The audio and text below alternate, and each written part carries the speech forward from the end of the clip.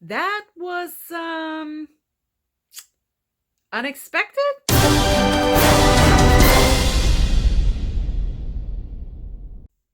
Hey everyone, welcome back to the channel. Tonight we are reviewing A Beautiful Day in the Neighborhood starring Tom Hanks as Mr. Rogers. This is a story about Lloyd Vogel, who is a reporter. He gets an assignment to do an article about Mr. Rogers, and he's having some issues at home, problems with his dad, family problems, and he's very unhappy and just miserable. He's a big curmudgeon throughout the entire film. And he goes to see Mr. Rogers and they meet for the article. They eventually become friends. And I guess the goodness of Mr. Rogers kind of rubs off on Lloyd and being more optimistic and happy. That's about it. That's it. This was not a biopic about Mr. Rogers. Tom Hanks was not the main actor in this film. He was a very supporting actor. Overall, I am so disappointed in this film. I don't even know where to start. First of all, I did not like the director of this film at all. Did not like how they chose to set this movie up. I didn't like how they pretty much immersed you in an episode of Mr. Rogers' Neighborhood. I understand shooting the show. I did enjoy that aspect. But the beginning of the film, the end of the film, you think he's talking to you like you're a child.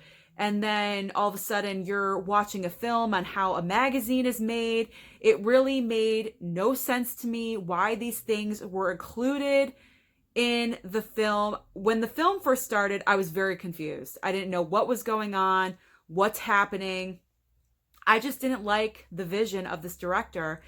And I'm very confused because this director did Can You Ever Forgive Me last year with Melissa McCarthy. And that movie was nominated for Oscars.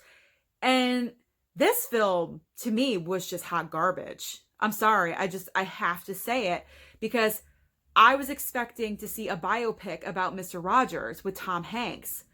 And you expect me with this movie to be invested in a main character. I know nothing about this person. I don't care about the reporter. I care about Tom Hanks. I care about Mr. Rogers. That is what drew me to the film, not this reporter. I don't care about his family issues or problems. I have no emotional connection to that person. And that is where I have the problem. And I know that's not the director's fault. That is the screenwriter's fault for writing a script like this and not focusing on Mr. Rogers. I honestly don't know what else to say about this film. Am I going to recommend it to you? No, I'm not going to recommend for you to go and see this, especially on Thanksgiving weekend with your family. I think you should go see Ford v Ferrari or Frozen 2 because those movies are definitely going to satisfy your movie-going experience. I felt very unhappy and cheated while I was watching this film. And there's not a lot of movies that I can say that about because the trailers for this film were extremely misleading.